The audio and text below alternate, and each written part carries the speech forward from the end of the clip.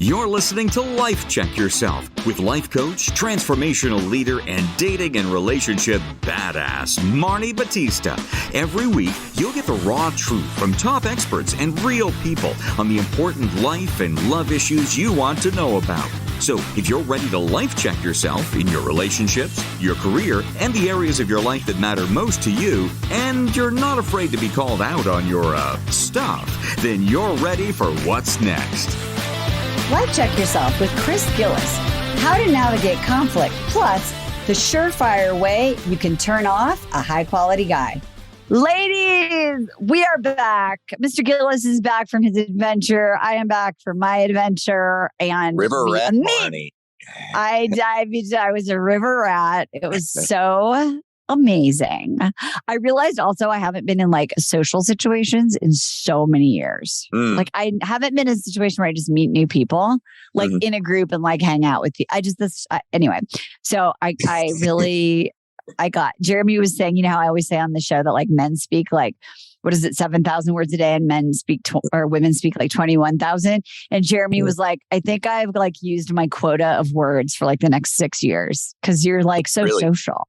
Yeah. Oh, you have to be. You're sitting, nuts to butts with people in a raft, right? And for hours and hours on end. So yeah.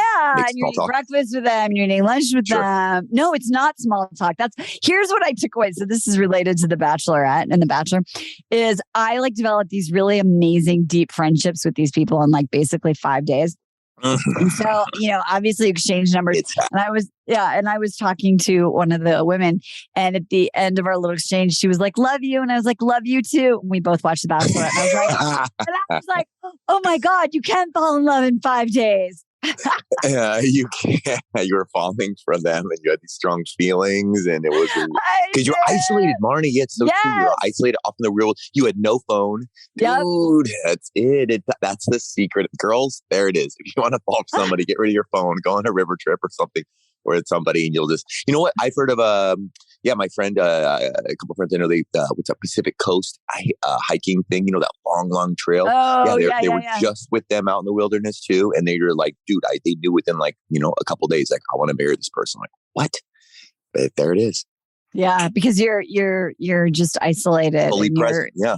And also you're having, and so we talk about why did they do all these adventures, although they haven't been doing very many adventures lately. They've just been like having dinners and having hot tub moments. But hot tubs, what we used to say is that like the reason why on a lot of these shows they do adventures together, do new things, is that when you share a new experience, and this has been proven, that is new to both people at the same time, it creates intimacy and bonding. And so that's the other thing about, that experience is you're bonding around these new experiences that you're having together. So that also creates intimacy. So yeah, I guess you can fall in love in 5 days. Intimacy, I heard, is into me. Intimacy. Okay, let's talk about this crazy show, Into Me, I See. So here's the thing. Like after the first 3 or 4 episodes, I was like on the Bachelorette train. I was like, best show ever. Oh my God. Yeah. And now literally we're on like week 5 and I'm like, oh my God, when is this thing over? If I hear fucking Gabby be like, too broken, too love. And if I hear Rachel say, I can't do it, I just can't do it, I'm literally going to punch them in the face. No, I'm not. But I'm like, oh my God, I'm a little bored. Are you a little bored? Now that you point out, is definitely Groundhog's Day in a slight, but just in like a different city, from Amsterdam to wherever. It's like, wow, you're right. It's the same thing in weirder, stranger dresses and with dwindling guys, but it does seem to be the same thing. And I am it does make sense. I'm like, holy crap. They're going into hometowns now. I was like, I have nothing invested in most of these guys, all the guys really. I barely know the guys' names, but I guess it makes sense because they're same number of episodes, but splitting, right? Twice the number of guys, so half the screen time. So I kind of don't give a shit, but I am starting to get a little bit annoyed. I'm like, just hurry up and fix it already or get over it. But I'm tired of hearing everyone cry about the same thing, and everyone just trying to bond over their brokenness. Like, ugh. Come on. Yeah. Well, that's the other thing is they are definitely bonding over their brokenness. And you and I read, I went deep. I tried to get into Reddit, which I never do because I was like so fascinated about this coronavirus thing, which we can talk about in a minute. About how Coronagate. Okay, got it. Coronagate. I actually almost said one of the players instead of one of the guys, like it's a game. I almost said like when one of the players got COVID-19. But yeah, I was like, what the fuck? How does a dude like have to leave the game for getting COVID and no one else is like, nothing happens to any of the other people that are living in a ship? Yeah. I was that anyway. So I went and read it. And the stuff that I did find was just sort of like most people being like, this is stupid. But that being said, there's still so much to learn.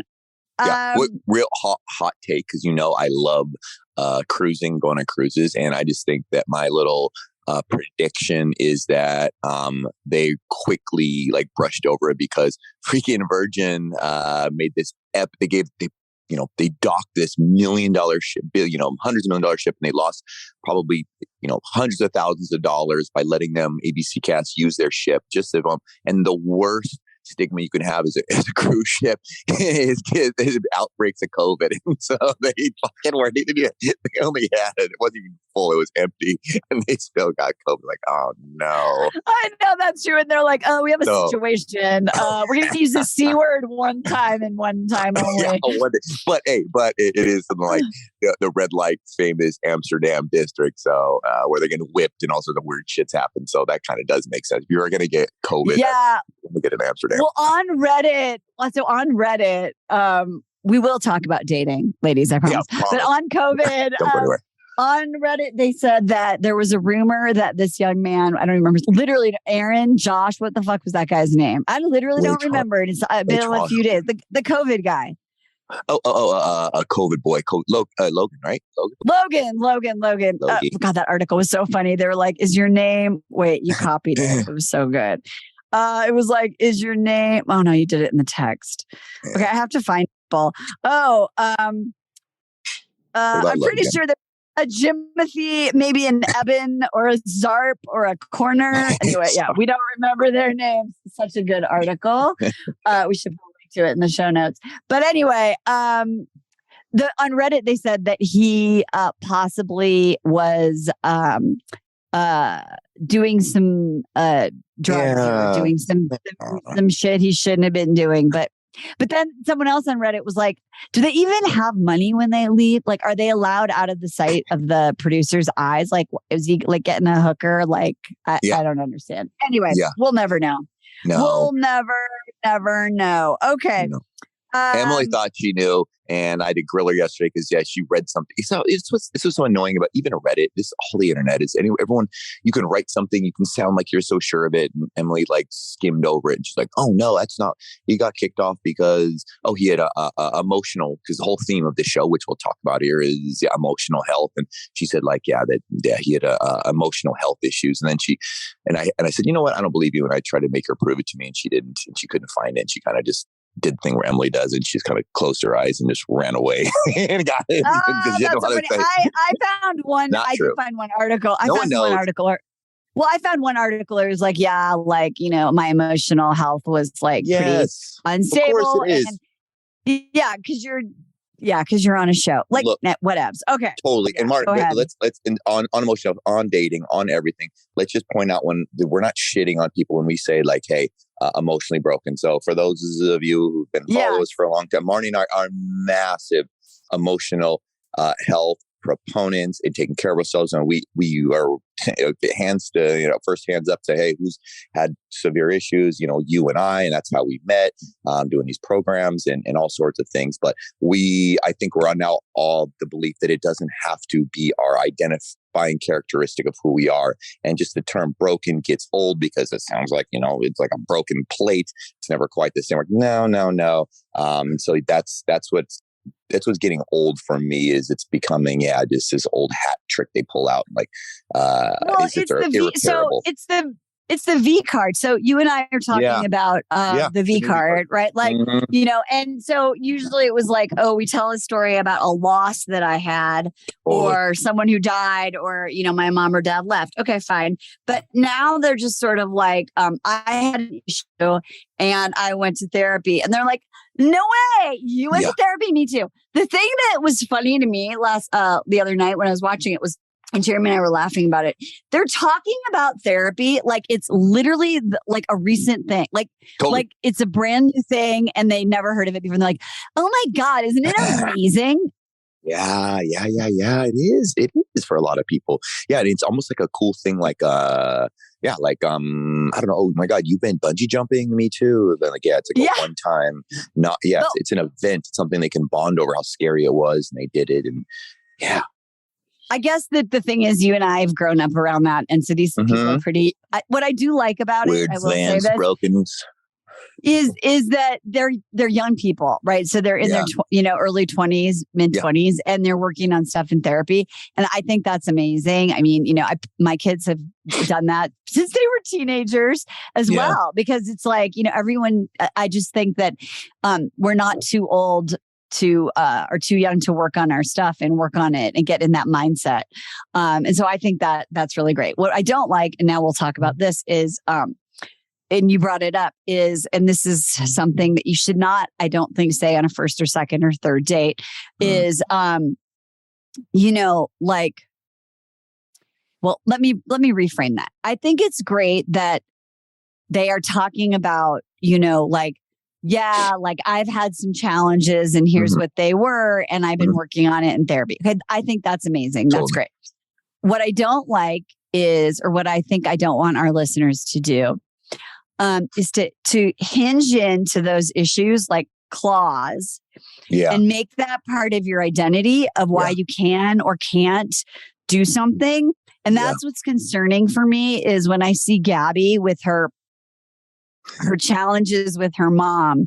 Yeah. And I think it's totally appropriate that she's having a concern about, does she want to be a mom? Can I be a mom?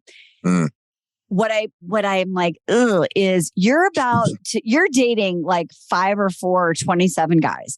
My guess is that at least 50% of them probably want to have a family. I think you need to be clear that you don't know if you want to have a family. And you're saying that to everyone on the second or third date? Babe, yes. Because if I fall in love with you and then 5 years from now, you're like, you know what? I don't want to have kids. That's kind of a big deal. Yeah. It does. I love that. And I hate to say it, but that is kind of like, like a fuck a girl or fuck a boy tendency to open yourself up and talk. This whole show is premised around marriage, right?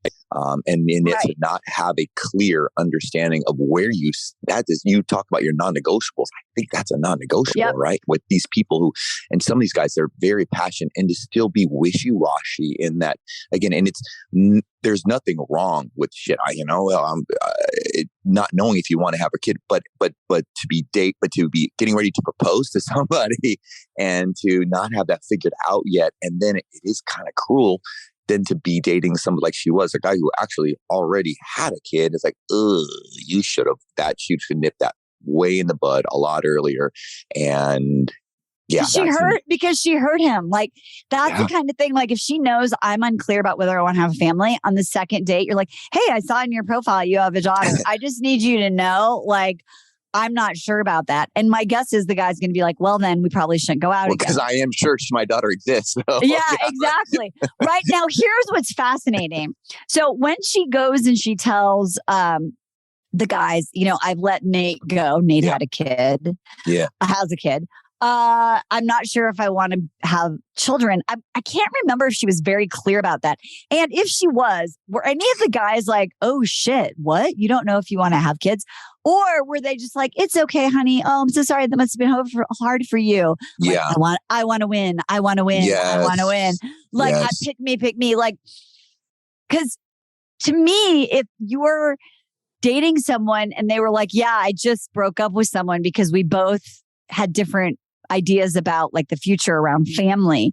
And And you're a guy in the dating pool, which is in reality, that would be happening. Right. And you're like, oh, well, I'd want a family. Like what? Yeah. Like, let's talk about that. And these guys were just like glossed it over. So in reality, I think that is something that comes back to bite you in the ass. I had a client once, Jessie, who's amazing and is in a relationship. And she had on her profile, she was in her 30s, mid 30s, like almost 40. Super clear. She doesn't want to have children. Okay. She dated a guy.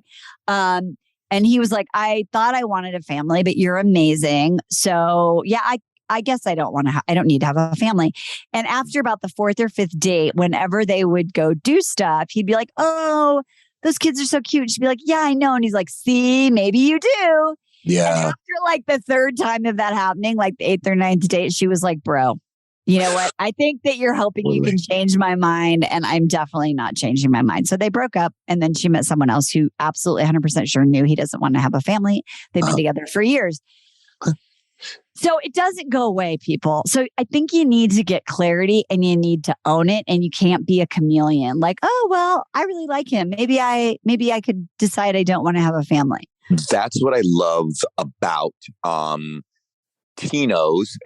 He's the, remember Tino? Yep. I like Tino. Yeah, Tino was exactly. Yep. Yeah, that's kind of what I liked about his baby back bitch moment, where because it was real, he was being a little baby back bitch, and those were real emotions, and he wasn't trying to chameleon like everyone. Oh, that's so great, you let Nate go or whatever. Like no matter what they do, they're all just so goddamn agreeable, and they don't have any opinion, and it's almost like they're not allowed to disagree and get upset with. Dude, I think she hoses them. Like she cancels their fucking date where they're all dressed up and ready to go see him. And then she's like, oh, I feel sad now. I can't go on this date with you. Or, all these things like the girls keep doing to the guys and they never get upset. I thought that was real great emotion too. He was like, well, I know you're sad about rando guy not picking you or leaving, but like, weren't you excited to spend time with me? Yeah. Couldn't you pull your head out of your ass for the people that are really into you? See, but I'm wondering, I'm wondering if deep down Tino's like, and I don't remember all of the previews, but I'm wondering if he's like, you're a lot, dude. Like you're an emotional roller coaster. Like, is that what life looks like with you? You're like, I'm too sad. I can't go to the party tonight. Totally. I'm too sad. Like you can't go out with your friends. I need you. I'm too sad. Yeah. There's not every enough of guy's that. nightmare. I mean, I know we talk about your ex a lot, but she is the poster child for a lot of these bachelorettes. Totally. Yeah. She was. But I think she was sort of like that for you, right? Like if she was low, like you had to like care and feed and maintain. And then she would do like the crazy googly eyes that we literally called it that like Rachel does. Remember I told you, Marni, I was like, she's so good at just like, she locks in her eyes and just stares and goes, yeah, Rachel's like, just turning her head left and right and just like eye on, just like trying to like have sex with him with her eyes. And like, stop, just he's talking, listen to him, stop trying to eat his face or whatever. He's trying to say something to you. No, I totally, it's too much. Yeah, no, definitely not cool. Okay. So, and so I think the other thing is that, I'm kind of going out of order of our list, but I think this is relevant because we kind of gave some dating advice based on what we learned from Gabby. But let's talk about Rachel officially. And you and I talked about this offline because we could barely wait till today to record. But Rachel is a pilot. She's a successful woman. She makes it very clear on date 1 or 2. I think she could do it in a gentler, softer, more feminine way. But she's sort of like, I'm a career woman. Like, how do you feel about that? Yeah. I think, I love that she's bringing it up. If I were going to coach someone, I'd be like, I'm really passionate about my career and I plan on really being a working mom. Like, how would you feel? Like, what's your vision? How would that look for you? Like, what do you think about having two career people in a relationship? Yeah. And I liked it too, because the other guy, what's the really cute little beta guy, Tyler? He's like, you could be the breadwinner. I'll cook and take care of the kids. I like Tyler. I don't know. But anyway, I hated that. I thought it was great. I thought it was great. Look, I'm married to a guy who, when my kids were little, basically was like, look, you're the breadwinner. This is a gap. This is a gap. I'll do this stuff. Okay. Like, that totally worked for me.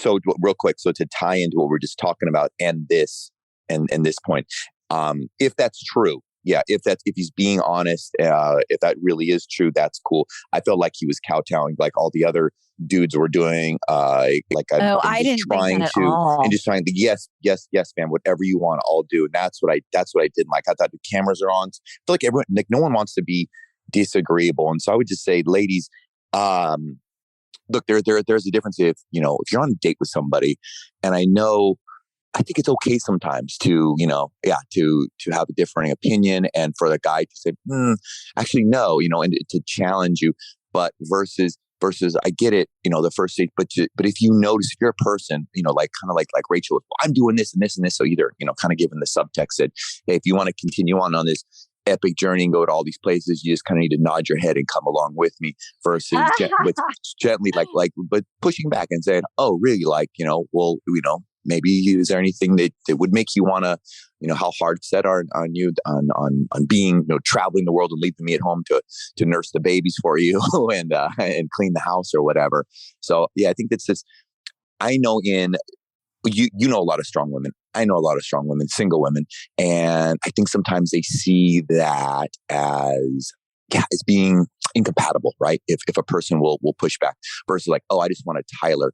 And again, if that's truly, if Tyler really just wants to wear the apron and stay at home, that's one thing.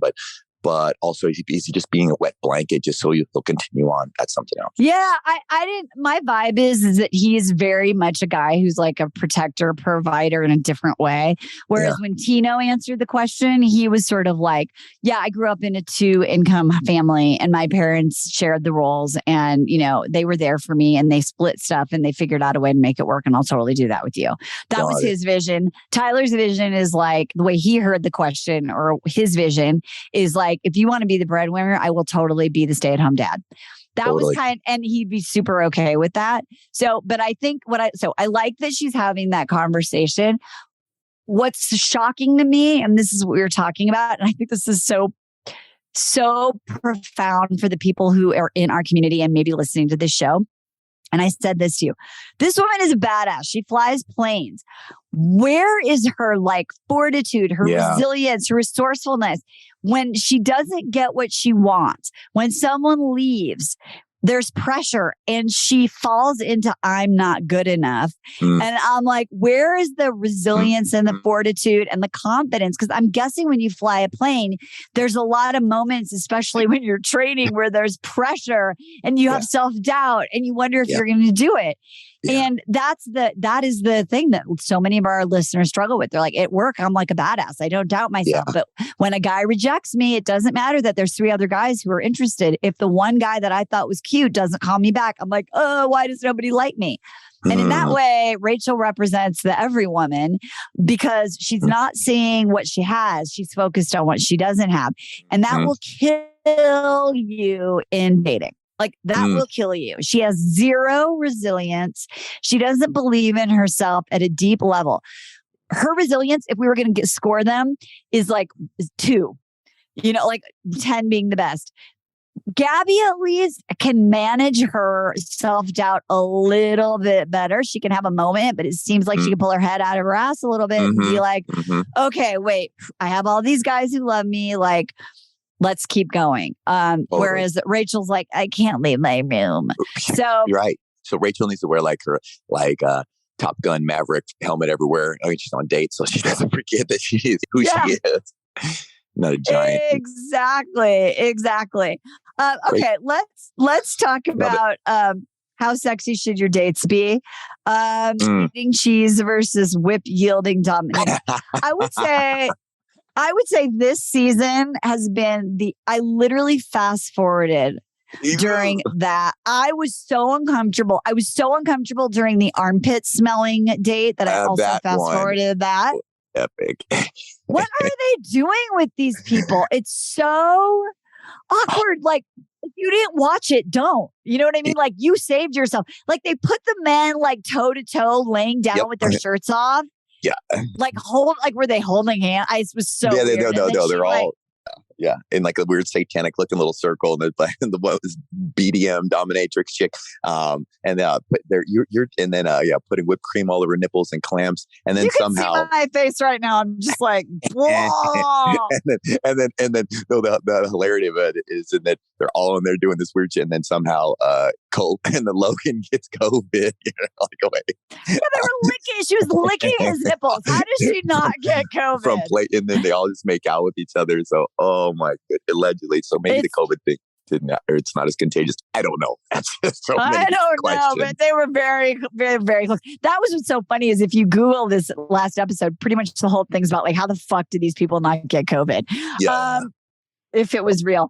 But so yeah. Too sexy, not enough sexy. I did too sexy on my first date with Dr. Emily. I think I told you I took her to, I can't believe I had the balls to do it. Yeah, it was dinner and then like a burlesque show. People are like, what? You did that on the first date? What kind of balls do you have? And I do have pretty big balls, and that was pretty crazy of me to do. And it was definitely, it was a little too much. It wasn't quite, nipple clamps and whipped cream, but it was definitely a lot. So what's your take on how, is that a red flag if the guy pulls out, takes you to the burlesque show or does something crazy, or what do you think? Yeah, like, I don't think you want to go see like 50 Shades of Grey on your first date. Do you know what I mean? It's like a little awkward. Yeah. And I think the other thing that makes it worse in this context, which, so definitely don't do like a group situation. Like, don't go to a tantric sex workshop on your first date. Like, I think it's a little bit too much. And what's amazing though, and you brought this up in your notes, which I thought was really amazing, is that none of these guys, and I get that it's a show and they want to win her love and all this kind of crap, but none of them say like, bro, I'm not doing that.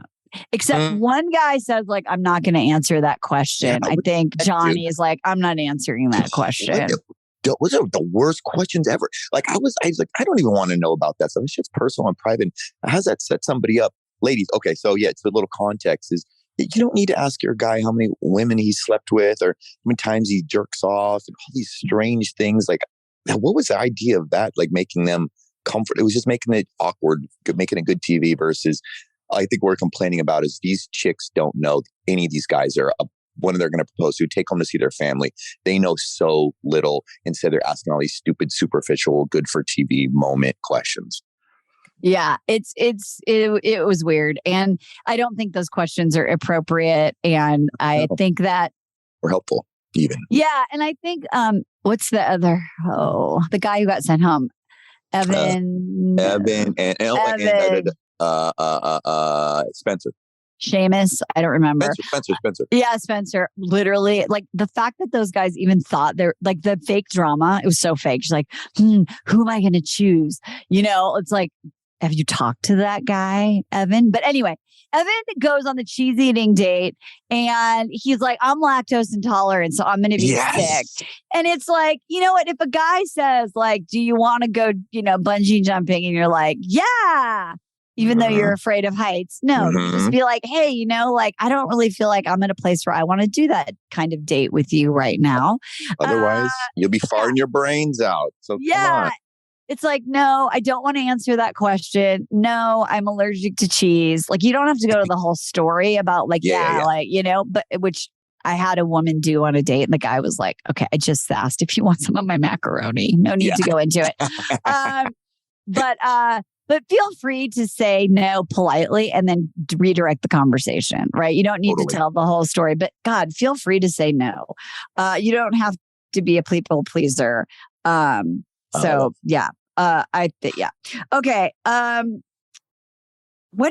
Now this thing, what are your takes on calling your spouse king and queen? Oh my gosh. I'm so over. And I think it's kind of gross and annoying how so many people so early on dating, they're like, oh, this is my king, this is my queen. You hear the guy say it. I think Tyler C used to say it a lot and all this. Oh yes, queen, I'll do this for that. And I get it. What do you think about all that? How that's, I just seems like kind of like we're saying, it's that pedestal, that worshiping. It seems like it's so unreal, especially early on. And then it is there any point in a relationship where like, are you like, do you introduce Jeremy as your king when you're out and about RV in the world? I don't, but here's the thing. And you may not like to hear this answer. Oh, let's hear it. I gotta hear it. I know. I think that we don't need to be called a queen, and I definitely don't call Jeremy my king. But I think that as humans, as women, and as men, like we want to feel special, and we do kind of want to feel like you have us on a pedestal. Just like a guy wants to feel like, oh my God, thank you for fixing the blah, blah, blah. You know, you're so amazing. You're my hero. Like, I can't believe that's so great that you helped me. You know, like you're such a stud. Right. Like I put this person on a pedestal because of I appreciate inherently this thing about you. And I think that when people get into long-term relationships, they forget that part, you know, like I really appreciate, like just last night I made dinner and I can't remember the context, but it was sort of like, could you like appreciate I made this amazing dinner, right? Like I would love to be like, oh my gosh, she is a queen in the kitchen. You know, like, and so I think if it's genuine, I think it's, and I know it's probably not very feminist and whatever, but I think deep down, that's kind of part of the problem that women have is that we want to be feminist and we want to be independent, but also like we want to like a man who will like take care of us and cherish us and adore us and treat us like a queen. I actually don't disagree with any of that. I think that's absolutely spot on and perfect. And I agree that if you know, especially, it's more important to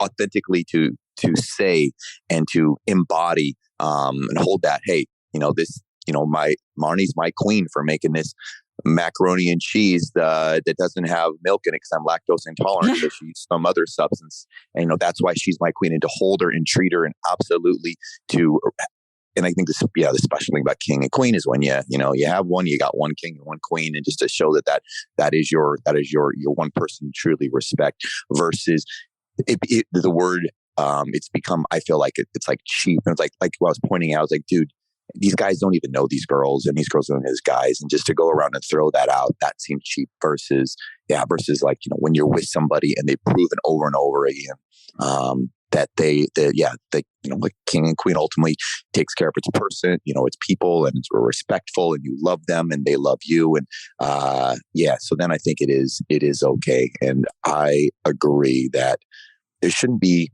a problem with being able to say it, but it's just when it becomes like a throwaway word. Yes. You know, like a hashtag, like your words and actions have, you have to follow through on it. You can't say, I'm going to make you my queen and then be like, hey, bitch, get me some dinner. Totally. Yeah. Where's my dinner, bitch?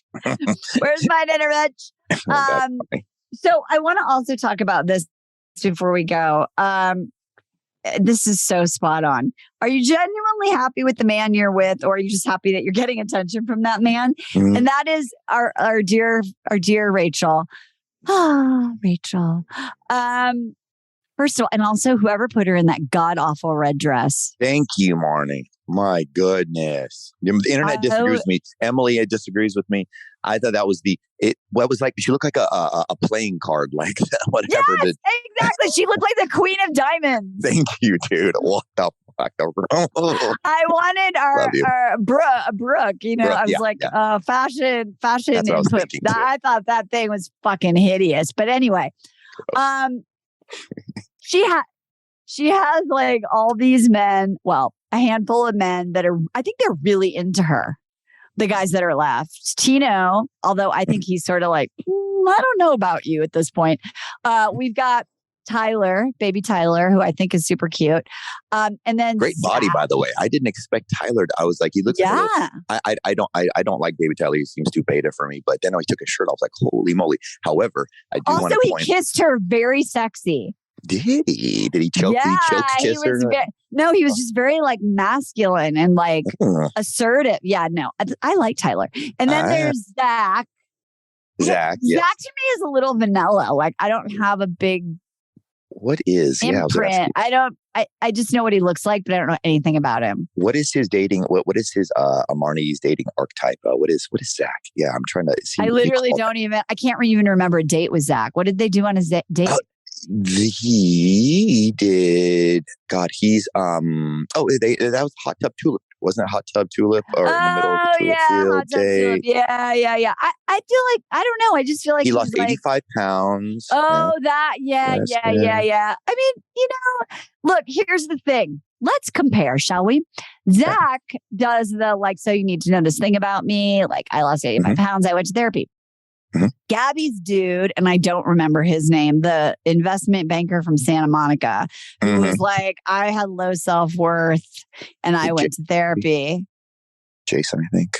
Jason. Yeah. Those were basically the exact same conversation. Totally. Yeah. But for some reason, the Jason thing seemed a little more vulnerable because he felt really super uncomfortable saying it and that it was like a big deal for him. Whereas Zach was just sort of like, so here's the thing you need to know about. I just felt like it was sort of like, I'm trying to, I don't know. Are you getting those backwards right now? Or do you mean, okay, Zach is Rachel's guy, Jason's Gabby's guy. Which guy do you think? Yeah. I thought Jason, because she was like, Gabby was like, okay, so Gabby was sort of like, I feel like you have a little wall up. And Jason was here's my thing, but I went to therapy. That made a big difference. And then Zach sort of initiated it. He was like, I used to be fat. I had a lot of issues. I went to therapy. I thought you think the opposite of it, because I thought that what I liked about Zach, although Zach's boring. He's been able to watching paint dry on a wall. I could care less. But that's just me. I need like razzle dazzle, way too much energy and craziness. But I thought you were going to be like, hey, I really like the way he went out to the landing. He did his flip. He stuck the landing. He said, hey, this happened. I've done this. I lost 85 pounds. But I liked how he said, and then he mentioned his ex relationship. He said, I was a different person, which you're a big proponent of. And now, I love that. And XYZ happened. And now given now plus time, and he mentioned like a time frame, a year and a half ago or something like that. He goes, I've learned so much and I've grown so much. Yeah, I did like that. You're right. I did like that. Right. What I liked about it is that he tied it to like, I think I'm a whole person and I'm ready to be in a relationship. Yes. So I do like him. I just feel like, I don't know.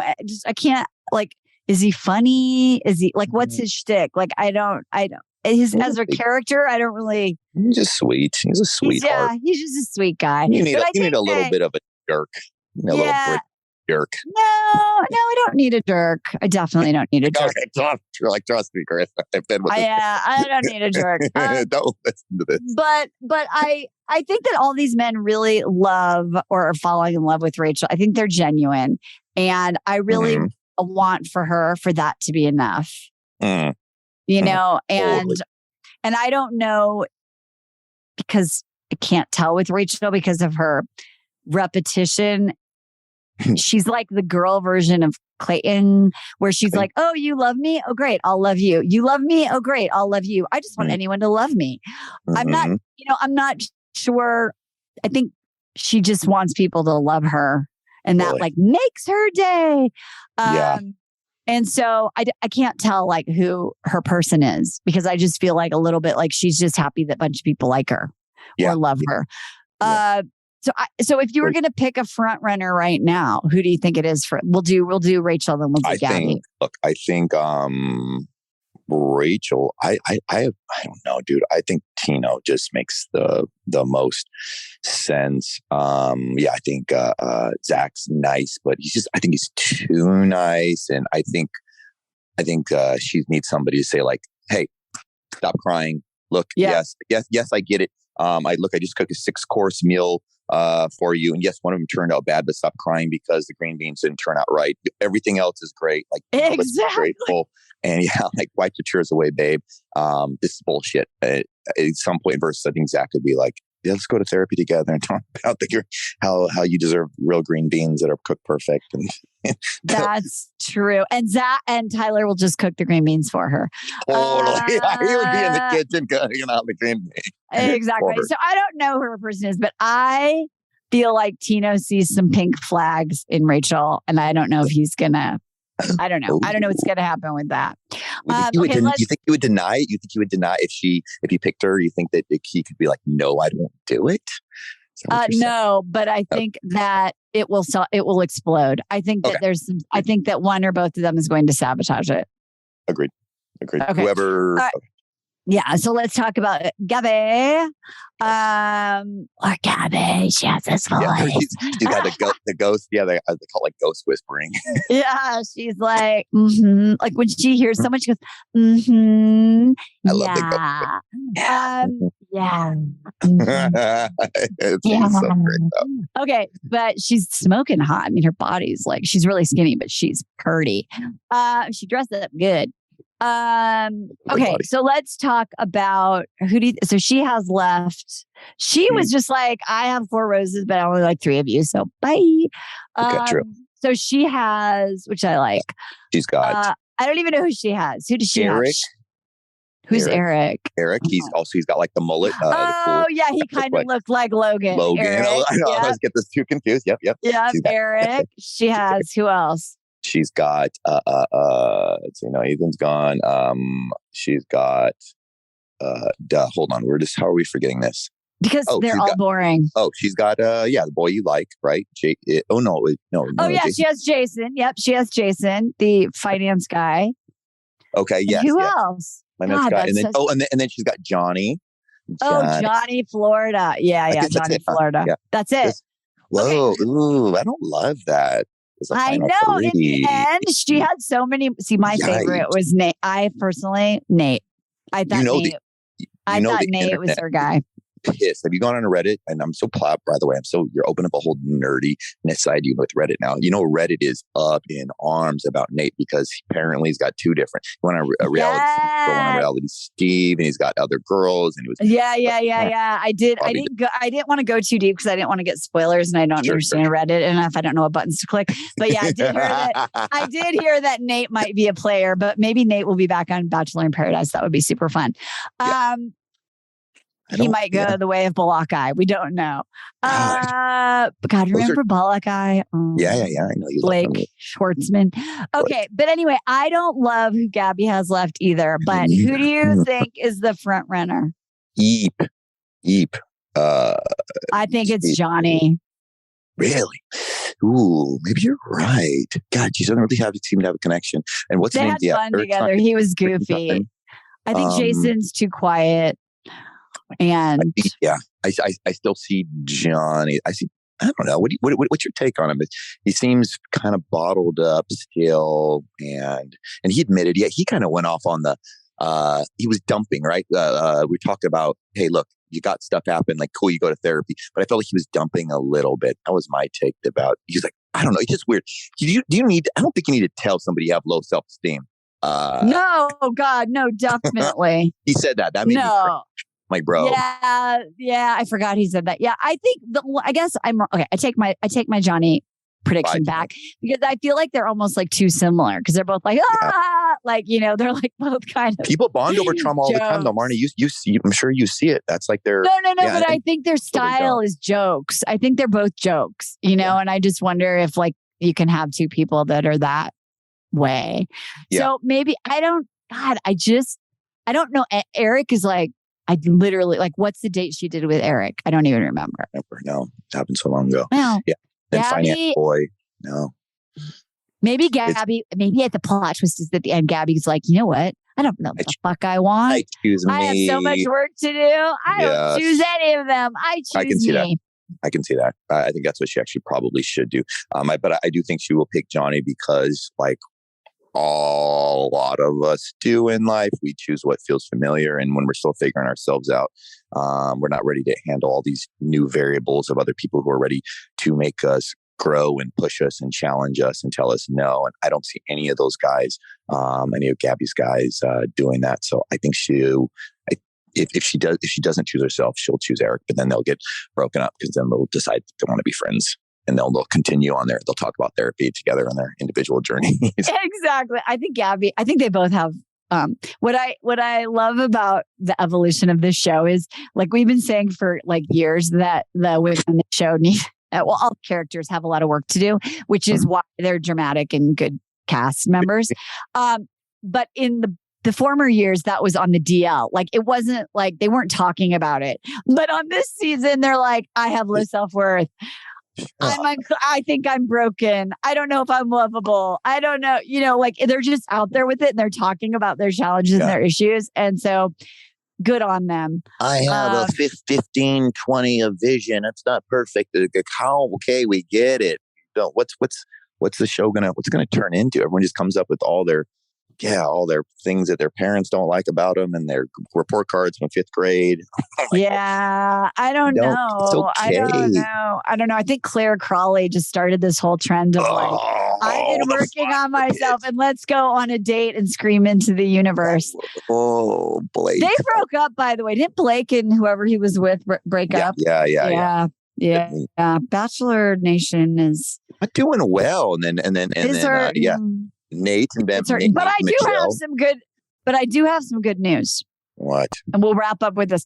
I did in my Googling, in my hole I went in the other night, I did discover that 3 weeks later or 4 weeks later, all the people from Love Island 2022 are still together. Make it stop. Oh, no. Oh my God. A whole month. So